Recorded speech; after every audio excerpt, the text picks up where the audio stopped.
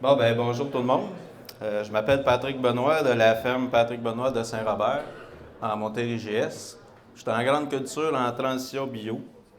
Je cultive, mais... Oups.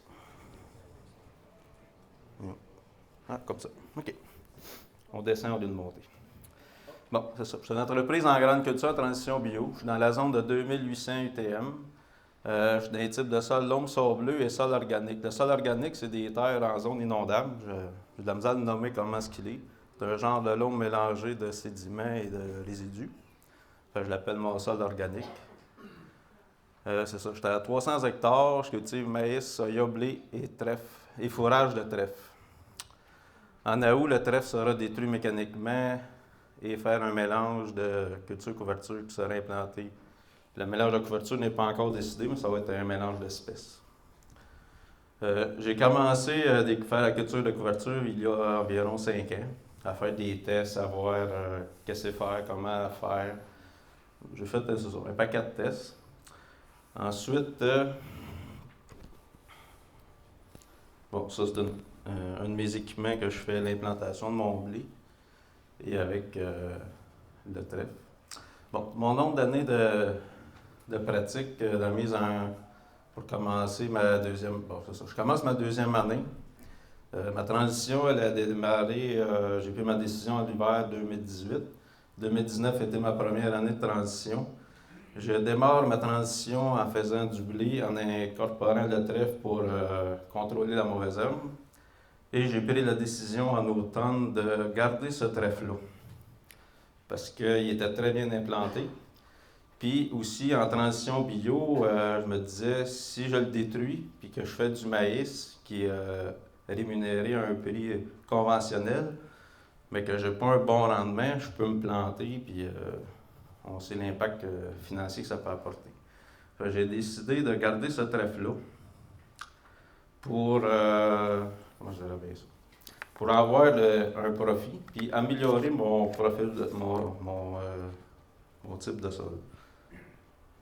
Ici, on voit des photos du trèfle qui avait l'air après la récolte de blé, un mois après. Le blé, je l'ai battu, laissé la paille au champ, détruit après ça avec un chopper à maïs pour tout broyer les résidus. Fait que c'est ça que le trèfle avait l'air. C'est là que j'ai pris ma décision de le garder, au lieu de le détruire. Une autre photo du trèfle.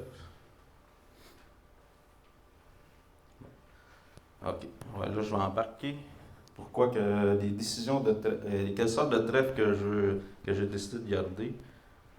Bon, c'est ça, des petits tableaux. Bon. Là, ici, c'est différents types de trèfles. Il y a le trèfle alcique incarnat, le trèfle rouge deux coupes, le huya et le rouge une coupe. Là, et ça ici, c'est des tableaux que moi j'ai fait des recherches sur Internet là, que j'ai trouvés. C'est des tests qui avaient été faits en 2013 pour montrer différentes quantités de biomasse que ça fait. C'est pour ça que c'est avec ça que moi je prends des décisions. Puis mon but c'est d'avoir une bonne biomasse et avoir aussi un bon taux d'azote qui va rester au sol. Ici on voit là, le pourcentage d'azote de différents trèfles. Je sais pas si c'est pas trop clair, c'est flou un petit peu. Là. Mais on voit que le alcique, l'incarnat et le rouge deux coupes est plus élevé. Le huya est pas si pire. Le rouge une coupe aussi, il a au moins un pourcentage d'azote plus élevé. Puis ça, ce sont tous des trèfles qui ont été testés, mais sans mettre de fumier. Là. C'est vraiment qu'est-ce que le trèfle apporte là, à lui-même au sol. Ça, c'est des photos là, de qu'est-ce qu'il y avait après la récolte de blé, là, des différents trèfles. On voit qu'il y a plus de masse, plus de végétation dans le trèfle rouge une coupe et le trèfle rouge deux coupes. Puis les autres, on voit que les quantités de biomasse étaient plus basses, bien, on voit qu'il y a moins de stock aussi qui est resté dans les champs. Fait que les résultats démontrent que le trèfle huya est rouge et rouge une coupe et deux coupes sont plus performants. Bon, pourquoi moi j'ai choisi le trèfle rouge? Ben, tu sais, je suis dans des types de sols justement qui sont des longs sableux. le trèfle rouge dans le sable, le sol léger s'implante quasiment tout seul, là, très très facilement. Pour ne pas faire des dizaines, là, quand que, c'est sûr que des dizaines, ça marche mieux dans les argiles. Fait que moi, j'étais en sol léger, j'ai décidé de prendre le trèfle. Puis ça donne une super bon apport d'azote aussi. Une importante biomasse. Puis c'est ça, quand on est en bio, ben, les mauvaises herbes, on n'en veut pas. Fait que ça donne une super bonne compétition aux mauvaises herbes. Fait que c'est pour ça qu'est venue ma décision. Une des raisons.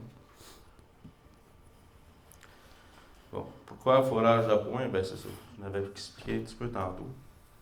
C'est pour essayer d'aller chercher un revenu convenable dans ma transition. C'est ça, comme j'expliquais, je ne voulais pas faire du maïs après juste une année là, de blé puis détruire le trèfle à l'automne. Je vais essayer d'en faire un revenu. On sait que le foin a une certaine valeur. En même temps, ça va améliorer ma structure de sol. En faisant une année de foin, j'espère, puis je suis convaincu que ma structure de sol va beaucoup s'améliorer. En même temps, ça va me permettre de m'implanter une très bonne culture de couverture à une date convenable, genre fin juillet, début août. Ensuite, je ne sais pas pourquoi ça c'est là, mais oui, pourquoi que j'avais choisi le trèfle rouge, parce que ça a une bonne ténacité à passer l'hiver. Versus d'autres peut-être fourrageurs qui sont plus fragiles. Ensuite. Donc ça, c'est des photos de cet automne. Ben, cet automne, on était probablement l'automne, mais c'était l'hiver. Là, on voit le trèfle qui est sous la neige, qui est encore resté là, bien en forme, puis tout ça. Fait que comme culture de couverture, c'est très, très efficace.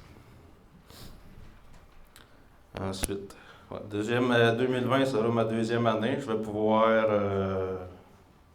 en parler plus, savoir plus les revenus que je vais aller chercher avec le trèfle que je vais récolter en juin. Aussi, c'est sûr que même que j'implante mon maïs pour la saison 2021, je suis pas mal convaincu d'avoir un bon rendement convenable pour aller chercher quand même un revenu, puis de passer à travers la transition bio. Ça va être ma méthode de transition. C'est ça. Ça complète.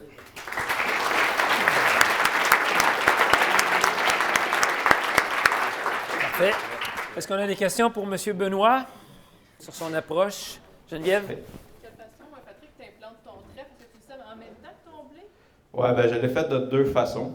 J'avais du blé d'automne que j'ai implanté mon trèfle à la volée, là, quand le blé, là, j'étais sûr de le garder parce qu'il avait été chanceux. J'ai du blé qui avait passé l'hiver. Une petite pète m'est passée pour le détruire. Lui, je l'avais fait à la volée au printemps. Ensuite, mon blé de printemps, ben là, j'avais implanté mon trèfle en même temps. Il a très bien pogné, on a eu beaucoup de pluie. Il y avait un beau couvert de trèfle. Ouais, c'est ça, je l'ai semé avec le semoir en même temps. Cette année, il y a d'autres tests qui vont se faire. Je vais faire du trèfle implanté après que le blé soit élevé. Puis je vais le mettre avec un OPV en passant de rouleau. Fait que je fais ce test-là en 2020. Fais-tu ton test parce que ça a bien été avec le... Ouais, ben c'est sûr qu'il y a du trèfle quand tu sais qu'il a super bien performé. Quand j'arrive pour récolter, elle l'aimait moins un petit peu. Il y avait du trèfle qui avait égalisé la grappe de blé. Fait que on va s'améliorer pour l'année prochaine. Geneviève? Trèfle rouge, une coupe ou deux coupes? J'avais un mélange qu'il y a du 2 coupes dedans, puis il y a du blanc. Il y a du trèfle blanc, puis j'ai du trèfle. Blé de printemps et d'automne? Ou... Ouais, dans les deux. Ça a bien été dans Mais ça, je dis, il y avait du trèfle à hauteur les. T'as pas écouté? Ça fait sûr d'avoir bien entendu. C'est pour ça aussi que ben ça, j'ai pris ma décision de le garder parce que je trouvais que tu très bien implanté. Monsieur Jean-François ici?